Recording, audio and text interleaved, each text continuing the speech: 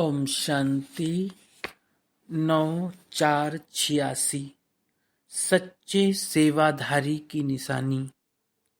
ज्ञान सूर तथा ज्ञान चंद्रमा बाप दादा बोले, आज ज्ञान सूर ज्ञान चंद्रमा अपनी धरती के सितारा मंडल में सभी सितारों को देख रहे हैं। सितारे सभी चमकते हुए अपनी चमक व रोशनी दे रहे हैं। भिन्न भिन्न सितारे हैं। कोई विशेष ज्ञान सितारे हैं, कोई सहज योगी सितारे हैं, कोई गुणदान मूर्त सितारे हैं, कोई निरंतर सेवाधारी सितारे हैं, कोई सदा संपन्न सितारे हैं। सबसे श्रेष्ठ हैं हर सेकंड सफलता के सितारे। साथ साथ कोई कोई सिर्फ उम्मीदों के सितारे भी हैं। कहाँ उम्मीदों के सितारे और कहाँ सफलता के सितारे। दोनों में महान अंतर है, लेकिन हैं दोनों सितारे और हर एक भिन्न भिन्न सितारों का विश्व की आत्माओं पर, प्रकृति पर अपना अपना प्रभाव पड़ रहा है। सफलता के सितारे चारों ओर अपना उमंग उत्साह का प्रभाव डाल रहे हैं। उम्मीदों के सितारे स्वयं कभी मोहब्बत कभी मेहनत दोनों प्रभाव में रहने के कारण दूसरों में कभी कभी मोहब्बत कभी मेहनत का प्रभाव डालते हैं। आगे बढ़ने की उम्मीद रख बढ़ते जा रहे हैं। तो हर एक अपने आप से पूछो कि मैं कौन सा सितारा हूं।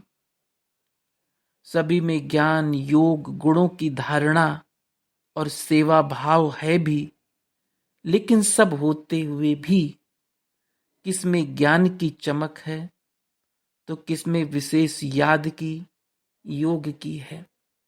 और कोई कोई अपने गुणमूर्त की चमक से विशेष आकर्षित कर रहा है। चारों ही धारणा होते हुए भी परसेंटेज में अंतर है। इसलिए भिन्न भिन्न सितारे चमकते हुए दिखाई दे रहे हैं। ये रूहानी विचित्र तारा मंडल है। आप रूहानी सितारों का प्रभाव विश्व पर पड़ता है, तो विश्व के स्थूल सितारों का भी प्रभाव विश्व पर पड़ता है।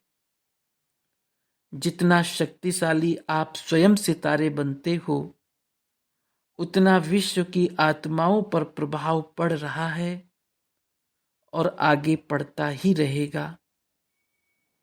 जैसे जितना घोर अंधियारा होता है तो सितारों की रिमझिम ज्यादा स्पष्ट दिखाई देती है, ऐसे अप्राप्ति का अंधकार बढ़ता जा रहा है।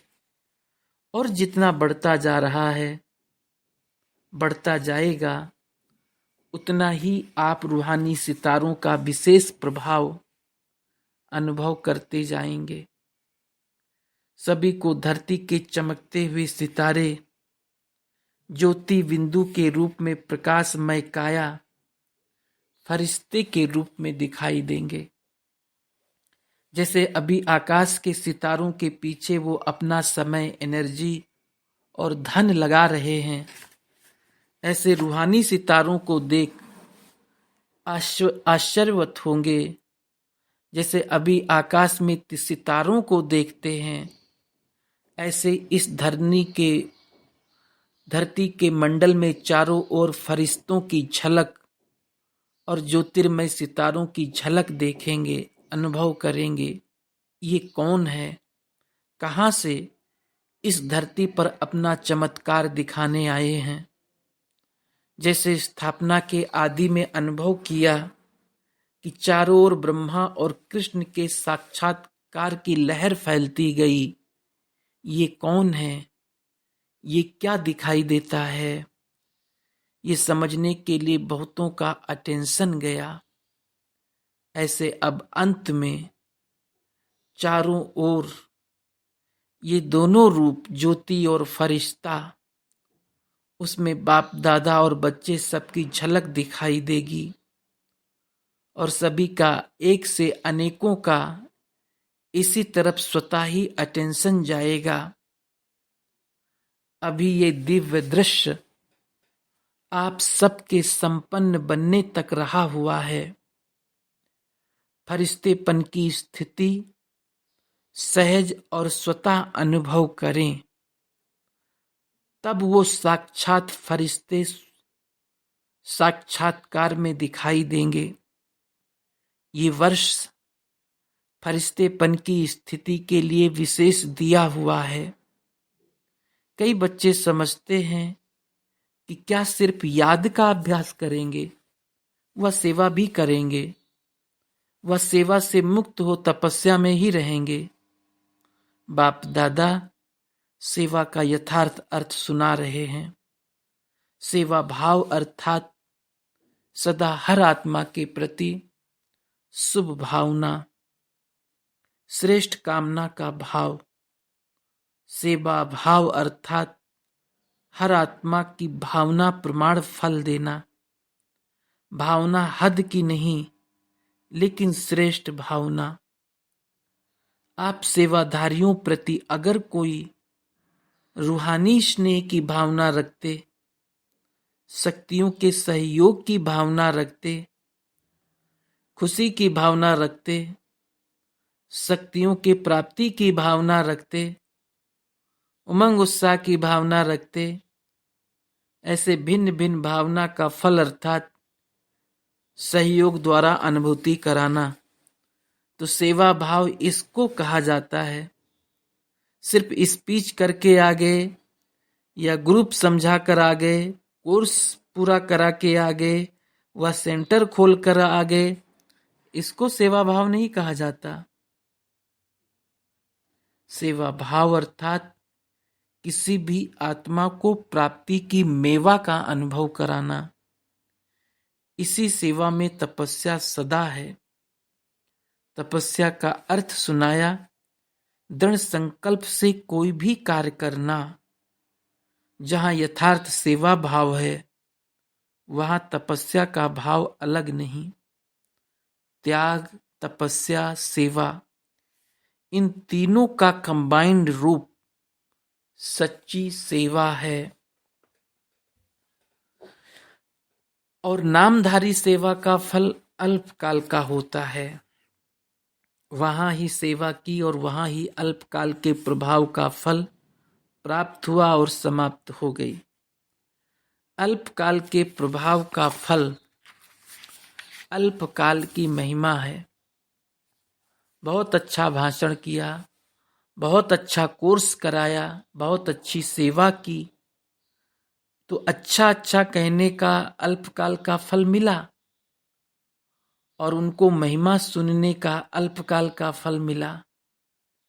लेकिन अनुभूति कराना अर्थात बाप से संबंध जुड़वाना, शक्तिशाली बनाना, ये है सच्ची सेवा।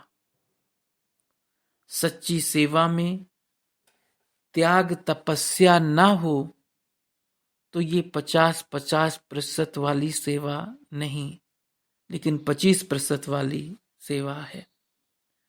सच्चे सेवाधारी की निशानी है त्याग अर्थात नम्रता और तपस्या अर्थात एक बाप के निश्चय और नशे में दृढ़ता। यथार्थ सेवा इसको कहा जाता है। बाप दादा निरंतर सच्चे सेवाधारी बनने के लिए कहते हैं, नाम सेवा हो और स्वयं भी डिस्टर्ब हो, दूसरों को भी डिस्टर्ब करे। इस सेवा से मुक्त होने के लिए बाप दादा कह रहे हैं। ऐसी सेवा ना करना अच्छा है, क्योंकि सेवा का विशेष गुण है संतुष्टता। जहां संतुष्टता नहीं, चाहे स्वयं से चाहे संपर्क वालों से, वो सेवा न स्वयं को फल की प्राप्ति कराएगी न दूसरों को। इससे स्वयं अपने को पहले संतुष्ट मणि बनाए, फिर सेवा में आवे, वो अच्छा है।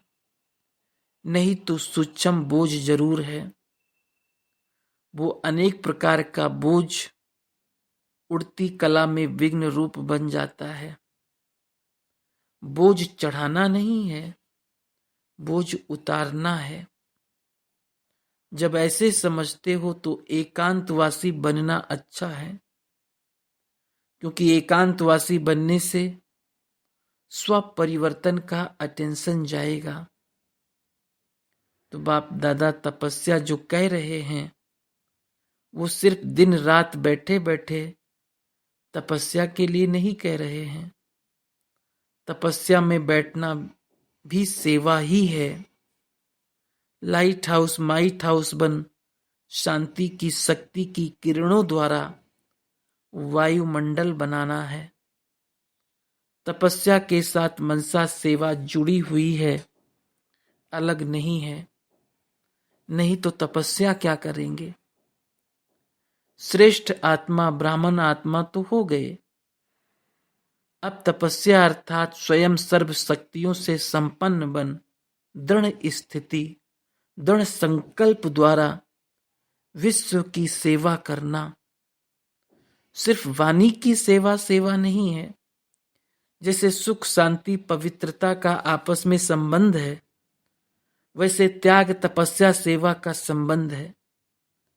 बाप दादा तपस्वी रूप अर्थात शक्तिशाली सेवाधारी रूप बनाने के लिए कहते हैं। तपस्वी रूप की दृष्टि भी सेवा करती है, उसका शांत स्वरूप चेहरा भी सेवा करता है। तपस्वी मूर्त के दर्शन मात्र से ही प्राप्ति की अनुभूति होती है। इसलिए आजकल देखो जो हठ से तपस्या करते हैं, उनके दर्शन के पीछे भी कितनी भीड़ हो जाती है। ये आपकी तपस्या के प्रभाव का यादगार अंत तक चला आ रहा है। तो समझा, सेवा भाव किसको कहा जाता है। सेवा भाव अर्थात सर्व की कमजोरियों को समाने का भाव, कमजोरियों का सामना करने का भाव नहीं, समाने का भाव, स्वयं सहन कर दूसरे को शक्ति देने का भाव। इसलिए सहन शक्ति कहा जाता है। सहन करना, शक्ति भरना और शक्ति देना है। सहन करना मरना नहीं है। कई सोचते हैं हम तो सहन कर मर जाएंगे, क्या हमें ही मरना है क्या। लेकिन ये मरना नहीं है, ये सबके दिलों में स्नेह से जीना है। कैसा भी विरोधी हो, रावण से भी तेज हो, एक बार नहीं 10 बार सहन करना पड़े, फिर भी सहन शक्ति का फल अविनाशी और मधुर होगा। वो भी जरूर बदल जाएगा। सिर्फ ये भावना नहीं रखो कि मैंने इतना सहन किया तो ये भी कुछ करे। अल्पकाल के भावना नहीं रखो, रहम भाव रखो। इसको कहा जाता है सेवा भाव। तो इस वर्ष ऐसी सच्ची सेवा का सबूत दे, सपूत की लिस्ट में आने का गोल्डन चांस दे रहे हैं। इस वर्ष ये नहीं देखेंगे कि मेला व फंक्शन बहुत अच्छा किया, लेकिन संतुष्ट मणियां बन संतुष्टता की सेवा में नंबर आगे जाना, विघ्न विनाशक टाइटल की सेरेमनी में इनाम लेना। समझा, इसी को ही कहा जाता है नष्टो मोहा स्मृति स्वरूप। तो 18 वर्ष की समाप्ति का ये विशेष संपन्न बनने का अध्याय स्वरूप में दिखाओ। इसको ही कहा जाता है बाप समान बनना। अच्छा, सदा चमकते हुए रूहानी सितारों को, सदा संतुष्टता की लहर फैलाने वाली संतुष्ट मणियों को, सदा एक ही समय पर त्याग तपस्या और सेवा का प्रभाव डालने वाले प्रभावशाली आत्माओं को, सदा सर्व आत्माओं को रूहानी भावना का रूहानी फल देने वाले बीज स्वरूप बाप समान श्रेष्ठ बच्चों को बाप दादा का संपन्न बनने का याद, प्यार और नमस्ते। पंजाब तथा हरियाणा जोन के भाई बहनों से अव्यक्त बाप दादा की मुलाकात। सदा अपने को अचल अडोल आत्माएं अनुभव करते हो। किसी भी प्रकार की हलचल में अचल रहना, यही श्रेष्ठ ब्राह्मण आत्माओं की निशानी है। दुनिया में हलचल हो, लेकिन आप श्रेष्ठ आत्माएं हलचल में नहीं आ सकती। क्यों? ड्रामा की हर सीन को जानते हो, नॉलेजफुल हो। जो नॉलेजफुल होते हैं वो पावरफुल भी होते हैं। तो नॉलेजफुल आत्माएं, पावरफुल आत्माएं सदा स्वतः ही अचल रहती हैं। तो कभी वायुमंडल से घबराते तो नहीं हो, निर्भय हो, शक्तियां निर्भय हो, या थोड़ा थोड़ा डर लगता है? क्योंकि ये तो पहले से ही स्थापना के समय से ही जानते हो कि भारत में सिविल वार होनी ही है। ये शुरू के चित्रों में ही आपका दिखाया हुआ है। तो जो दिखाया है वो होना तो है ना। भारत का पार्ट ही सिविल वार से है, इसलिए नथिंग न्यू। तो नथिंग न्यू है या घबरा जाते हो? क्या हुआ, कैसे हुआ, ये हुआ? समाचार सुनते देखते भी ड्रामा की बनी हुई भावी को शक्तिशाली बन देखते और औरों को भी शक्ति देते। यही काम है ना आप सबका। दुनिया वाले घबराते रहते और आप उन आत्माओं में शक्ति भरते। जो भी संपर्क में आए उससे शक्तियों का दान देते चलो, शांति का दान देते चलो। अभी समय है अशांति के समय शांति देने का। तो शांति के मैसेंजर हो, शांति दूत गाए हुए हैं ना। वो आप ही हो या दूसरे हैं? तो कभी भी कहाँ भी रहते हो, चलते हो, सदा अपने को शांति के दूत समझ कर चलो। शांति के दूत हैं, शांति का संदेश देने वाले हैं। तो स्वयं भी शांत स्वरूप शक्तिशाली होंगे और दूसरों को भी देते रहेंगे। वो अशांति देवे, आप शांति दो। वो आग लगाए, आप पानी डालो। यही काम है ना। इसको कहते हैं सच्चे सेवाधारी। तो ऐसे समय पर इसी सेवा की आवश्यकता है। शरीर तो विनाशी है, लेकिन आत्मा शक्तिशाली होती है। तो एक शरीर छूट भी जाता है तो दूसरे में याद की प्रालब्ध चलती रहेगी। इसलिए अविनाशी प्राप्ति कराते चलो। तो आप कौन हो? शांति के दूत, शांति के मैसेंजर, मास्टर शांति दाता, मास्टर शक्ति दाता। ये स्मृति सदा रहती है ना। सदा अपने को इसी स्मृति से आगे बढ़ाते चलो, औरों को भी आगे बढ़ाओ। यही सेवा है। गवर्नमेंट के कोई भी नियम होते हैं तो उनको पालन करना ही पड़ता है।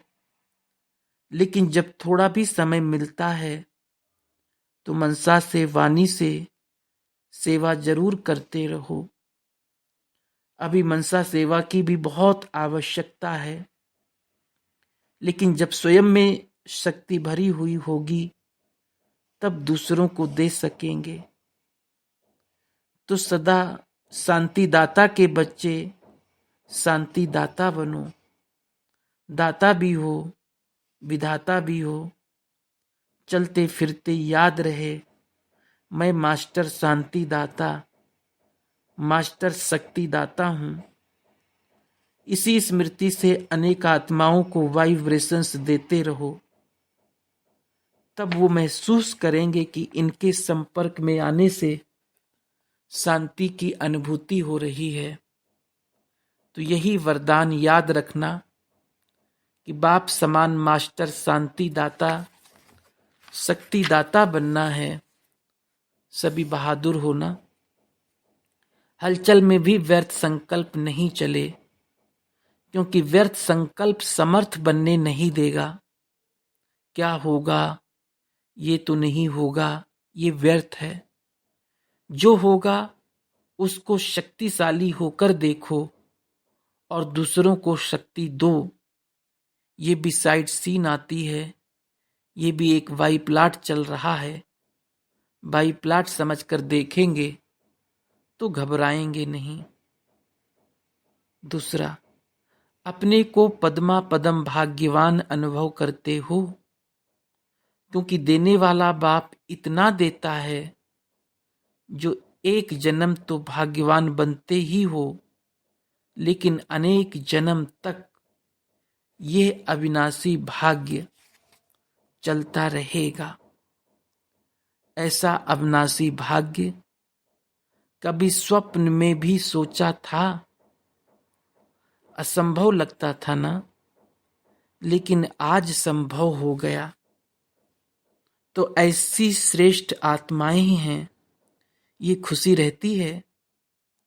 कभी किसी भी परिस्थिति में खुशी गायब तो नहीं होती, क्योंकि बाप द्वारा खुशी का खजाना रोज मिलता रहता है। तो जो चीज रोज मिलती है वो बढ़ेगी ना। कभी भी खुशी कम हो नहीं सकती, क्योंकि खुशियों के सागर द्वारा मिलता ही रहता है, अखुट है। कभी भी किसी बात के फिक्र में रहने वाले नहीं। प्रॉपर्टी का क्या होगा, परिवार का क्या होगा, ये भी फिक्र नहीं, बेफिक्र। पुरानी दुनिया का क्या फिक्र होगा, परिवर्तन ही होगा ना। पुरानी दुनिया में कितना भी श्रेष्ठ हो, लेकिन सब पुराना ही है। इसलिए बेफिक्र बन गए। पता नहीं आज हैं, कल रहेंगे नहीं रहेंगे, ये भी फिक्र नहीं। जो होगा अच्छा होगा। ब्राह्मणों के लिए सब अच्छा है, बुरा कुछ भी नहीं। आप तो पहले से ही बादशाह हो, अभी भी बादशाह, भविष्य में भी बादशाह। जब सदा के बादशाह बन गए तो बेफिक्र हो गए। ऐसी बादशाही जो कोई छीन नहीं सकता, कोई बंदूक से बादशाही उड़ा नहीं सकता। ये सदा खुशी रहे, औरों को भी देते जाओ, औरों को भी बेफिक्र बादशाह बनाओ। अच्छा, तीसरा, सदा अपने को बाप की याद की छत्र छाया में रहने वाली श्रेष्ठ आत्माएं अनुभव करते हो। ये याद की छत्र छाया सर्व विघ्नों से सेफ कर देती है। किसी भी प्रकार का विघ्न छत्र छाया में रहने वाले के पास आ नहीं सकता। छत्र छाया में रहने वाले निश्चित विजयी हैं ही। तो ऐसे बने हो। छत्र छाया से अगर संकल्प रूपी पांव भी निकाला तो माया वार कर लेगी। किसी भी प्रकार की परिस्थिति आवे, छत्र छाया में रहने वालों के लिए मुश्किल से मुश्किल बात भी सहज हो जाएगी। पहाड़ समान बातें रुई के समान अनुभव होगी। ऐसी छत्र छाया की कमाल है। जब ऐसी छत्र छाया मिले तो क्या करना चाहिए? चाहे अल्पकाल की कोई भी आकर्षण हो, लेकिन बाहर निकला तो गया। इसलिए अल्पकाल के आकर्षण को जान भी गए हो, इस आकर्षण से सदा दूर रहना। हद की प्राप्ति तो इस एक जन्म में समाप्त हो जाएगी, बेहद की प्राप्ति सदा रहेगी। तो बेहद की प्राप्ति करने वाले अर्थात छत्र छाया में रहने वाले विशेष आत्माएं हो, साधारण नहीं। ये स्मृति सदा के लिए शक्तिशाली बना देगी। जो सिकिलधे लाडले होते हैं वो सदा छत्र छाया के अंदर रहते हैं। याद ही छत्र छाया है। इस छत्र छाया से संकल्प रूपी पांव भी बाहर निकाला तो माया आ जाएगी। ये छत्र छाया माया को सामने नहीं आने देती। माया की ताकत नहीं छत्र छाया में आने की। वो सदा माया पर विजयी बन जाते हैं। बच्चा बनना अर्थात छत्र छाया में रहना। ये भी बाप का प्यार है जो सदा बच्चों को छत्र छाया में रखते हैं। तो यही विशेष वरदान याद रखना कि लाडले बन गए, छत्र छाया मिल गई। ये वरदान सदा आगे बढ़ाता रहेगा। विदाई के समय अमृत वेले। ये संगम युग अमृत वेला है। पूरा ही संगम युग अमृत वेला होने के कारण इस समय की सदा के लिए महानता गाई जाती है। तो पूरा ही संगम युग अर्थात अमृत वेला अर्थात डायमंड मॉर्निंग। सदा बाप बच्चों के साथ है और बच्चे बाप के साथ हैं। इसलिए बेहद की डायमंड मॉर्निंग बाप दादा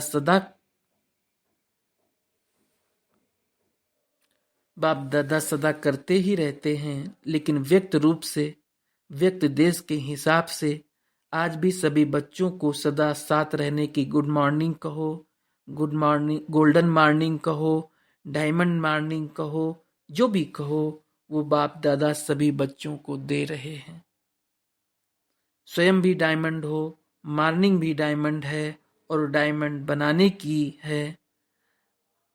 इसलिए सदा साथ रहने की गुड मॉर्निंग। अच्छा, ओम शांति।